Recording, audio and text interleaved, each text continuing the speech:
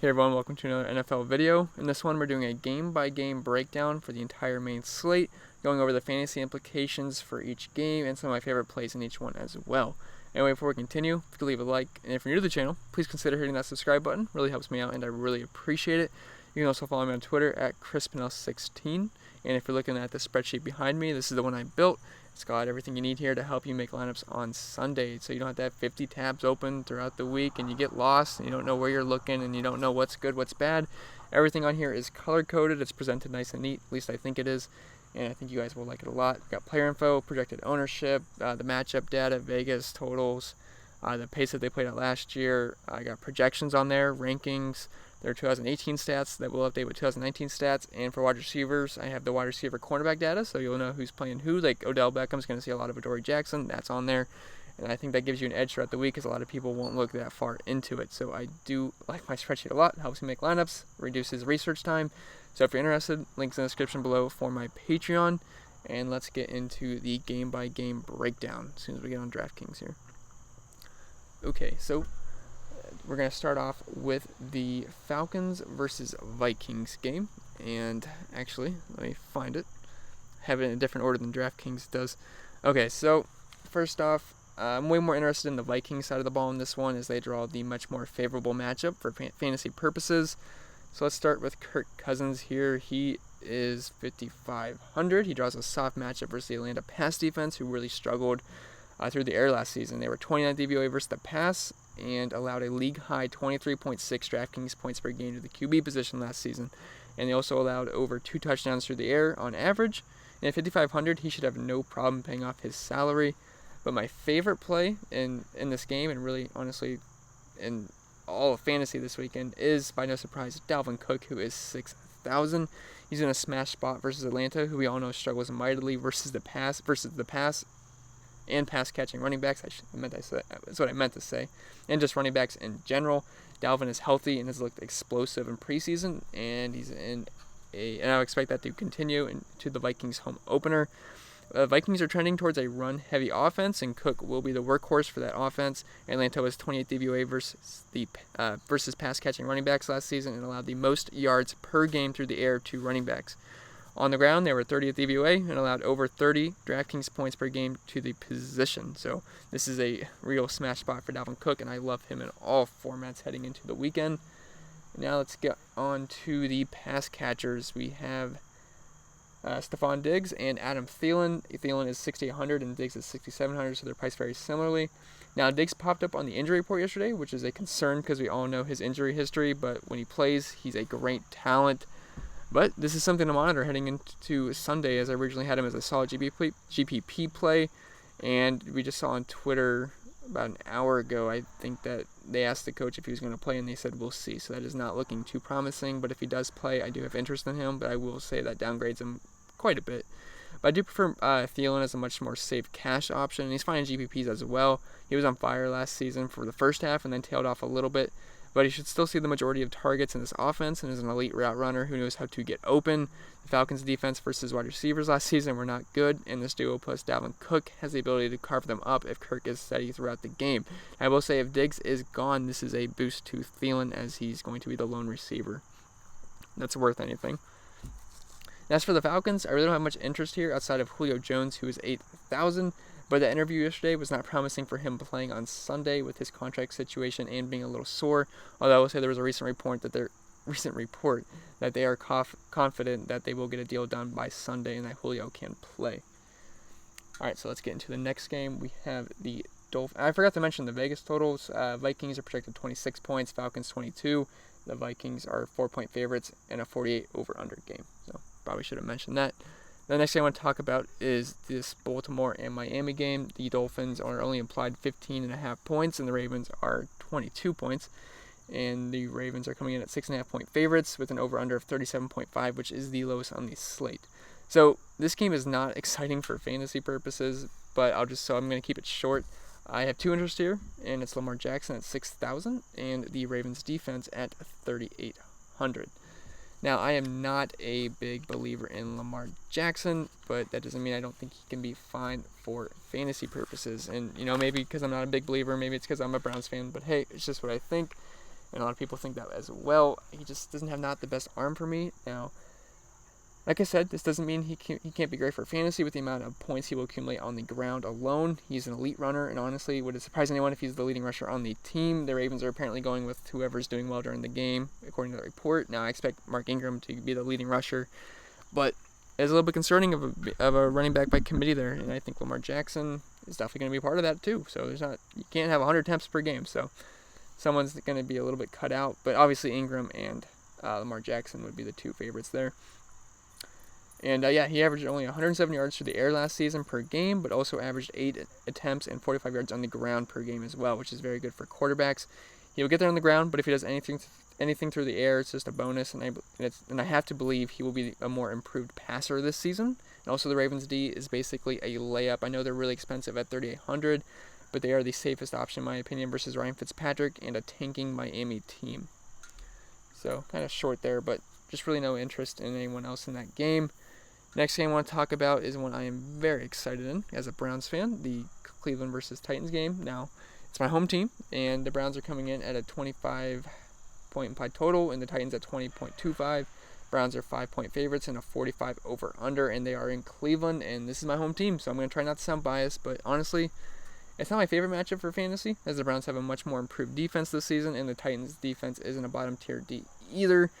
The first person of interest in this game for me is obviously going to be Odell Beckham Jr. at 8,100. He's the new hotness in Cleveland, and contrary to every media head's belief, he's been an outstanding teammate this offseason, hasn't gotten any trouble, hasn't really caused any drama at all. But I will say he's dealing with a little hip injury, but Landry says he's still the fastest guy in the room, and Odell is fully confident game day will let him push through it and be nearly a full go. And reports are out today that he is ready to go, according to Freddie Kitchen, so that sounds really good. And Odell at a little less than 100% is better than most receivers at 100% anyway. He should see a good amount of Adoree Jackson, who he should have no problem against. Juju did very well versus him in the preseason and limited time. It also helps that the Browns have other weapons around Odell, so the defense can't fully lock in on him. And the other target of interest in this game is the new Browns D at 3,400. They got a lot of new good guys on there. Titans O-line will be missing their best player in left tackle Taylor Lewan, who would have originally been lined up against Myles Garrett. So all I have to say is good luck to the backup. That's going to be a tough task for him. The Browns D should be playing with the lead, and Titans offense should be pretty mediocre this season. I expect a good amount of sacks by Cleveland with that D-line of Garrett, Vernon, Richardson, and Ogunjobi. And don't sleep on a cheap Rashard Higgins either. He's only 3,000 all the way down here, and he's got a very, very good rapport with Baker Mayfield, good connection, so don't mind him as a nice punt play either. And as for the Titans, I really have no interest here, and that's not just me being biased, I just really have no interest. Usually it'd be Derrick Henry, but he does not play well when the Titans are trailing, and I think they're going to trail in this game, so there's better spots in this slate that I want to target, and I really have no interest in the Titans. Next game we have is should be a fun one in the KC versus Jacksonville game. Jacksonville is implied 24 points. The Chiefs at 27.5. Vegas has the Chiefs as 3.5-point favorites and an over-under 51.5, which is the highest on the entire slate. So like I said, should be a fun one, and I'm getting comments that you guys think of my previous videos that the Jags will be a contrarian stack. And I really don't think that's the case, guys. They're going to carry some ownership as the highest Vegas total on the slate, and they're pretty cheap too. So don't think they're going to be completely unowned. I think they're going to have some ownership. I don't think they're going to be the chalkiest team on the slate, but they will have ownership. So let's start with the Jags at home. We have Nick Foles at 5,300, who just seems a little bit too cheap, and it's a definite upgrade for this offense over Blake the Snake Bortles. He grades out as one of the better values, but I don't think he has that high of a ceiling here, but the matchup is there. KC was 12th DVOA versus the pass, but also allowed nearly 300 passing yards per game and allowed over 22 points per game to the position. Now, I know they got Honey Badger, but still. I prefer the run game for the Jags here, as Leonard Fournette at 6,100. He's actually not the most expensive running back in this game, which I think is a big mistake. He draws an amazing matchup versus the Kansas City Chiefs, who is dead last in DVOA versus the position. They allowed over 30 DraftKings points per game to the position. With Yeldon and Hyde gone, this is Fournette's backfield, and he will be involved in the passing game more now. And apparently, he had a great offseason, looks to be in shape, shredded some weight, and looks really good. The big concern with Fournette is his soft tissue injuries, but week 1, he's as healthy as he's going to be all season and a great value, so I'd get on him early when he feels good. In the passing game, the wide receiver 1 will be D.D. Westbrook, and he's only 4,800. And he's had a good connection with Foles so far, and Jacksonville should find themselves in a passing situation trying to keep up, and Dede should pay off his cheap salary. And let's talk about the Chiefs now, the more exciting offense, who do not draw the best matchup in the world, but still have the highest implied total of the slate, so that's just testimony to how good the Chiefs offense is, or was last season. I expect them to be great again. Patrick Mahomes, 7,200, finds himself as the most expensive QB on the slate, and honestly, I'm most likely not going to end up with any of him because there is cheaper QBs I like this week. I'm not a Millie Maker player, so if you play the Millie Maker, that's fine, throw him on some lineups, but single entries and 3-entry maxes, I'm not doing it. There's just some cheaper QBs I like this week. Jacksonville is tough through the air, and cheaper guys have some softer matchups. Tyreek Hill at 7,600, who is the most expensive wide receiver in this game. I would hope he is. He just got paid today, so congratulations to him. What was it? 3 years, $54 million. Don't quote me on that. I thought that's what it was. But yeah, he's going to see the Jalen Ramsey shadow, and he should only be reserved for full Chief stacks and large field GPPs. Same goes for Patrick Mahomes. So if you're going to play Patrick Mahomes, you have to think Tyreek Hill is a good game, so you're going to have to pair those guys together. Now, I do like Travis Kelce at 7,100. He's the most expensive tight end on the slate for a good reason. He is a monster, and I like him based on the fact that the outside receivers, Hill and Sammy Watkins, who's 5K, will draw Ramsey and Boye, and that's really tough matchups. And Mahomes has to throw somewhere, and I think that will funnel to Kelce, who we all know is an absolute beast and is matchup proof. I'm staying far away from this running back group, though, with LaShawn McCoy, who's 4,600, and Damian Williams is 6,300. They're going to be splitting the load, and there's better options on this slate than to worry about getting one of these guys right. Because, like I always say, you do not get difficulty points. Take the easy points. Fournette's 6,100. I would much rather play him than Damian Williams. There's just no reason to play Damian Williams, in my opinion. Let's move on to the Eagles versus Redskins game. The Eagles have an implied total of about 27. The Redskins at 17. Eagles are massive 10-point favorites, and it's a 45-point over-under. So as soon as I find this on Draftkings, I'll pull it up. That's the last 1 p.m. game, at least according to Draftkings. So this game is very one-sided, where I want the Eagles, and I want nothing to do with any of the Redskins. Carson Wentz is 5,700. He's just entirely too cheap, in my opinion, and he looks to be our best bet for cash games. Eagles have one of the highest totals on the slate, and he has so many weapons to work with. We have Zach Ertz, Dallas Goedert, Deshaun Jackson, Alshon Jeffrey, and whoever else I'm missing. So all of his weapons are in play, but there is just so many of them. I really don't have any interest in playing Wentz. I meant to say I don't have really any interest of stacking him with anyone, just like on single entries. So I'm going to want to play Wentz naked. And if you don't know what that means, that just means I don't know who he's going to throw to the most, but I want to get exposure to the Eagles offense, so I'm just going to play Carson Wentz and just get my points from them there. And if I was forced to pick one, it would be Zach Ertz, though, at 6,100. He was an elite tight end last season, and I can see that continuing again, although I will say all the targets to go around, I don't expect him to see the same amount of volume as he did last year, but he's still an excellent player. And I also have a lot of interest in the Eagles defense, who is 3,600, who should just be a really, really safe matchup, just like the Baltimore Ravens were. The Redskins have one of the lowest implied totals of the slate, and honestly, no one on their offense scares me whatsoever. Eagles should be able to smash here. And if you want to punt with Miles Sanders, he's only 3,900, and I have no problem with that. But the way Matt Nagy last night, which I should say, that game was absolutely horrendous. That was just awful. And I own David Montgomery in one of my leagues, and it was just a pain to watch him not get the ball. He got 6 touches. Just Mike Davis was getting used all over. Tariq Cohen had 8 receptions. It was just tough owning David Montgomery last night. But yeah, it kind of scares me if Miles Sanders uses the same way, but he's only 3,900, so I think he's worth a punt play. If Eagles got to an early lead, which they should, maybe they want to see what they got out of Miles Sanders and a real game. So don't mind him at 3,900. He's got a lot of talent for a really cheap price tag. And for the skin side, no. All right, so let's talk about a really fun game here. We have the Rams versus the Panthers, and this one should be really good for fantasy. And the Rams have an implied total of 25.75. Panthers at 23.75. The Rams are 2-point favorites and a 49.5 over/under. So this is one of my favorite games of the week for GPPs, as I think it has some shootout potential. So let's first talk about Jared Goff, who at 6,200, who just got paid. Man, he got a lot of money. The Panthers were 24th DVOA through the air last season and were not very good versus the QB position. And Todd Gurley at 7,900. I think he is very interesting. In my video over a week ago, I feel like it was over a week ago. Maybe not, but I said Todd Gurley was one of my favorite plays for GPPs, and that was before we even got that report from Sean McVay today that said he is not going to have any restrictions on him. And he was even my thumbnail for the video. So that obviously I like Todd Gurley even more now. He's priced to where he would not be seeing a full allotment of touches, but according to Sean McVay, he's going to see a full workload, and Todd Gurley 7,900, that is an absolute steal. If he was seeing a full workload, he'd probably be the most expensive running back in the slate, maybe outside of Zeke. So I think he's a fantastic play. I like him a ton. And keep going up and down. So where am I? Yeah, I like him for GPPs. And if I like Goff, I have to like his weapons. And he has 3 very solid receivers in Robert Woods, Cooper Kupp, and Brandon Cooks. And Todd Gurley out of the backfield will catch footballs as well. So let's talk about Brandon Cooks. He's more of the GPP guy. He goes deep. He can take the top off of defense.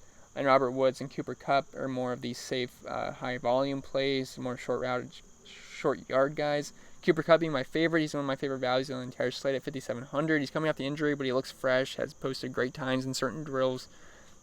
So I don't mind going with Kupp. And at 5,700, I think he's a steal.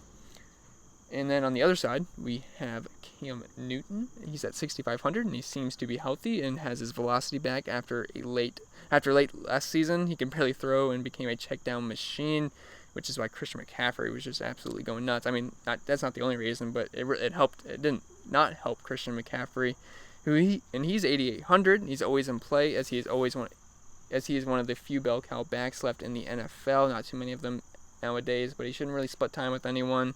He's heavily involved in the passing game, and he's great in space, which helps elevate his floor and boost his ceiling, as we saw huge gains out of him last season. And the Rams did struggle a bit versus running backs last season and pass-catching running backs, so I have no problem if you want to build your lineups around CMC. He's one of the safest plays in all of fantasy. Him, Zeke, almost said Gurley, but that's not true anymore. Him, Zeke, Saquon Barkley, those kind of guys. And let's see. Yeah, my main target from the receiving group is going to be Curtis Samuel at 4,200, who will be chalk supreme this week, but I think it's for pretty good reason. He just seems a little bit too cheap, and he's mispriced for his skill set and the amount of volume he should see in this offense. Not saying it's going to be a ton of volume, but he's looked great all offseason in camp, and he can make good things happen when he gets the ball, especially in open space. He's very fast. Then a more boring game, we have the Jets versus the Bills. The Jets are an implied total of 21, Bills at 18. Jets are 3-point favorites and a 40 over-under, which I believe is the second lowest on the slate outside of that Ravens-Miami game. And like I said, this game is gross outside of the defenses, so I will make this short. I like the Jets D at 3,100, as this should be a sloppier game, and Allen will more than likely turn the ball over some. I will take a wait-and-see approach on Bell to see how he looks in his first in this offense in a real game action. So that's really all I got to say about this game. Not too interested in anyone else. Maybe Devin Singletary, who is a little bit cheap. He is, 3,600, and I think he's worth a shot. But other than that, not too interested in anyone. So let's move on to these 4 o'clock games, which actually are not too bad. So let's talk about the Bengals versus the Seahawks. The Seahawks are 10-point favorites going up against the Bengals at home. 27 points for Seattle, 17 for the Bengals. This game's going to be pretty one-sided, except for one guy, which we will get into after we talk about the Seahawks. So Russell Wilson, he's at 6,300. Let me pull up the quarterbacks here. And Tyler Lockett is 6,000, and they are an interesting combo, but I'm reserving Wilson for GPP only because of his low volume through the passing game, even though he has been insanely efficient. And Lockett is one of the better wide receiver options on the week. He grades out as one of the better options on my own cheat sheet. Going against this weak Cincy secondary, that was 25th DVOA versus the position last year. Seattle doesn't have too many options to throw to, so look for Lockett to see a healthy dose of targets each week. Cincy secondary was 25th DVOA versus the position, and I'm sorry, I just repeated myself. Wilson had a perfect 158.3 passer rating when targeting Lockett last year. The best play is by far, though, Chris Carson at 5,700, who comes in as my number 1 ranked RB on the week when you factor in price and other things. He might not be a household name yet, but this guy is really, really good. He's a hard runner and will see a ton of work, especially as a 10-point favorite at home. That's really good correlation for running backs. He's also expected to see more work in the passing game this season as well. So I think Chris Carson is a fantastic play this weekend and almost near a cash game lock in my opinion. Then on the other side of the ball, we have Tyler Boyd at 58. I shouldn't say other side of the ball. On the other team, we have Tyler Boyd at 5,800. I only like him because of the volume we should see with AJ Green off the field. Bengals have to throw the ball in this game, and expected game script should mean Tyler Boyd has a decent game. 10 to 15 points is probably where he's going to land. Probably not going to see like a 25-point game, but at only 5,800, we don't need much, and I think he's going to be pretty high owned for cash games.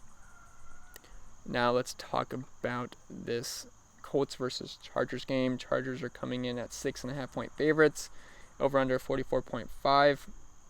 Not too excited for this game outside of Hunter Henry at 3,900.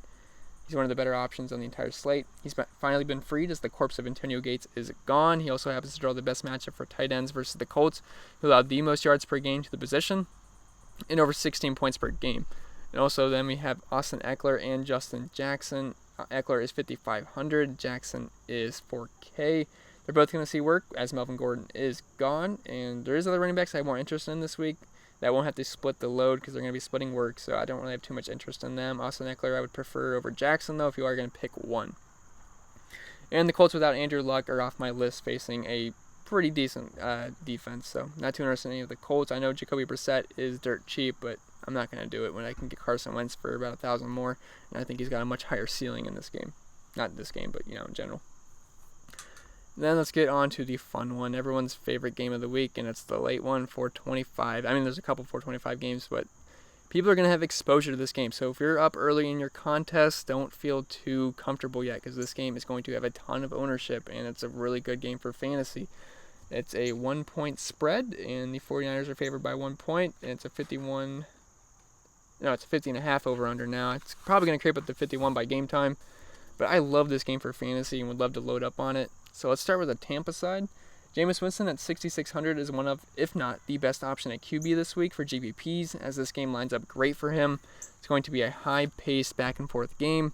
Two bad defenses, and now Bruce Arians is the new brain of the team, which is great for the Tampa Bay passing game. Should see a lot of vertical passing, and Winston has the weapons to do it. Now, the big flaw for Winston is how turnover-prone he is. But the great thing is the 49ers were the worst team in the league in generating interceptions last season, as they only averaged 0.13 picks per game. And I'll let you guys do the math on that for a 16-game pace. They allowed the most passing touchdowns per game and were 27th DVOA versus the pass. So this lines up really well for Winston and company. And let's talk about his weapons now. In the receiving game, we have Chris Godwin at 6,200, Mike Evans at 7,900, and O.J. Howard at 5,500. So let's start off with Godwin. He's going to be the chalk galore this week, but it's for good reason. He draws one of the better individual matchups this week and versus Quan Williams, and he's in a prime role in this Arians-led offense. Mike Evans is the better GPP option, though, as he has big play and big game potential here in this offense as Winston's number one. He's the deep play threat here, and he can score on anyone with his big frame. So definitely he's got high touchdown chances. And Howard, though, O.J. Howard, I am not as interested in because there's some other tight end options I like on the slate. But if you're going to be full stacking Tampa Bay, I think you're going to have exposure to O.J. Howard. Although I will say if you're going to stack Tampa Bay, I kind of prefer bringing it back with George Kittle over O.J. Howard, who I think sees more volume. So let's talk about the 49ers side. Not too interested in Jimmy Garoppolo, but I do have interest in these 49er running backs in the Kyle Shanahan system. Coleman is 5K, and Matt Breida is 4K, and Jerick McKinnon is on IR, so that really opens it up for them. Kind of helps that it's not a three-headed monster anymore, it's just two, and we can live with two. Shanahan has proved that he can support two fantasy-relevant running backs in the past, and Devontae Freeman and Tevin Coleman, who happens to be on the team. So they're both in play. They should see a near even split in the system, which has been great for running backs. Breida was very, very solid last season and very efficient. He's just fragile is the only thing. He's probably going to come off the field at some point. That looks like his career's over, and he's going to hobble back out and have a decent game. And Coleman's done well with Shanahan before. Now, the last season with him, it was not very good. Or not last season. Last season overall, Shanahan was not there.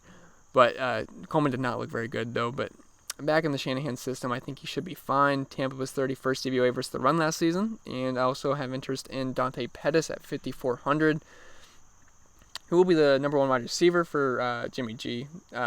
Obviously, George Kittle is the number one target, but as wide receiver goes, it'll be Dante Pettis. The poor guy had a rough preseason in camp, but let's put that behind him. He has a great matchup versus Tampa, who was awful versus the pass last season, 30th DVOA, and allowed over 40 Draftkings points per game to the position. And George Kittle is obviously an elite talent, but if I'm paying all the way up for tight end, I want to get Kelsey, who is not that much more expensive, only about $500 more, and I think he's much more worth it. And then let's talk about the Cowboys game versus the Giants. The Cowboys are coming in at 7-point favorites and a 45.5 over/under. So the only thing I'm doing really from Dallas, didn't click the game. Okay. So the only thing I'm going to really do from Dallas is play Zeke Elliott in GPPs at 9,200. He is very, very expensive, but obviously if he's getting a full workload, he's well worth it.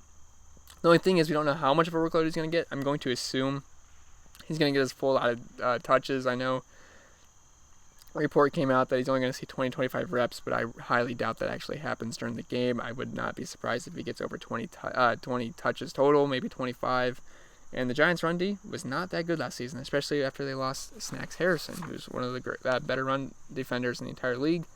And this Cowboys offensive line is absolutely elite, and they should pave the way for Elliott to run through a lot of open holes. And Elliott, he gets volume through the air as well, so it just makes him one of the safest plays in fantasy, and he's arguably the best running back in football. Saquon Barkley may have something to say about that, but those are 1-2 in my opinion. And let's talk about the Giants now. So they arguably have the best running back in the league, either him or Zeke. I think it's between those two guys. But this is a rough matchup versus Dallas. The Cowboys last season, they were just tough all around versus the run, 50 VOA. And the thing with Saquon Barkley, though, he is extremely safe because he gets a ton of volume through the air. Last season versus Dallas, there was a game where he had 28 rushing yards, but he also had 14 receptions for 85 yards. So that's just 14 points alone just because it's PPR scoring. So that makes him extremely safe. He's pretty much matchup proof. He can always bust the long one. So definitely like Saquon Barkley, but I will say I much prefer Zeke. Well, as long as he's getting a full workload, which I think he does. And I actually kind of prefer McCaffrey over Barkley as well. And also have interest in Evan Ingram, who is very good when Odell's not there. And obviously Odell is not going to be there because he's in Cleveland now. And, he's a very talented tight end. He's very athletic. A lot of tight ends, like Jason went right below him, catch the ball, fall down for a yard. That's not Evan Ingram. If he gets the ball in open space, he's going to run. And he can make moves too. So I definitely like Evan Ingram. And that's going to be it for this game. Let's get into the last game, which is the Cardinals versus the Lions. And the Lions are 2.5-point favorites in Arizona. And not my favorite game on the slate, but there are some decent fantasy options. So it's a somewhat fun one. We have Kyler Murray at 5,600, who I think is going to be decently high owned. He may be the second or third highest owned quarterback in the slate behind Jameis Winston and Carson Wentz. At first, I was thinking he's going to be the highest owned quarterback, but I feel like Wentz and Winston are gaining more steam, so I can see people flocking to them more. But a lot of people are going to play Kyler Murray. He was the first pick in the NFL draft. A lot of casual fans play NFL DFS, and they're going to want to play the first pick of the NFL draft. But he does offer a safe floor with his rushing ability, so he can get there on that alone.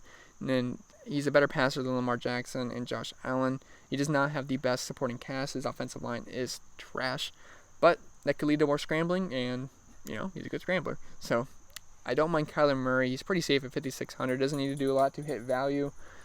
And yeah, I think he's a fine play. Not my favorite play in the world, but I would have him third for cash. I kind of prefer Wentz or Winston, but Murray is interchangeable with Winston at 2 or 3, really.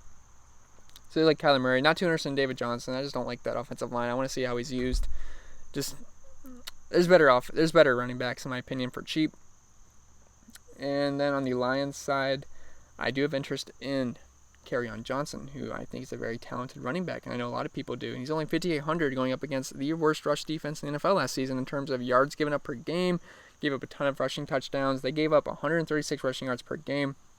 I know the C.J. Anderson usage was a little bit concerning in the preseason, but Kerryon is the lead back in this system. I know it's not the best system in the world, but I do like Kerryon. They should run the ball a lot. It's definitely a great matchup. The Cardinals were, 30th DVOA versus the run last season? It was pretty bad, and I don't remember off the top of my head. I don't have my sheet. I'm not looking at my sheet, just going off the top of my head really right now, but I do like Kerryon. Theo Riddick is gone, which vacates a lot of targets. Kerryon is a capable pass catcher, so I think 5,800, that is great. And then Marvin Jones, I actually don't mind him either at 4,800. He actually grades out as one of the better values in my cheat sheet. And Patrick Peterson is suspended, so they don't have to worry about that. And I think that's a pretty soft matchup for the Lions receivers. Golladay and Marvin Jones both should have decent days. And with all the people going to Kerryon Johnson, that should make them lower owned. So that's a good GBP play in my opinion. I think we just went over every single game.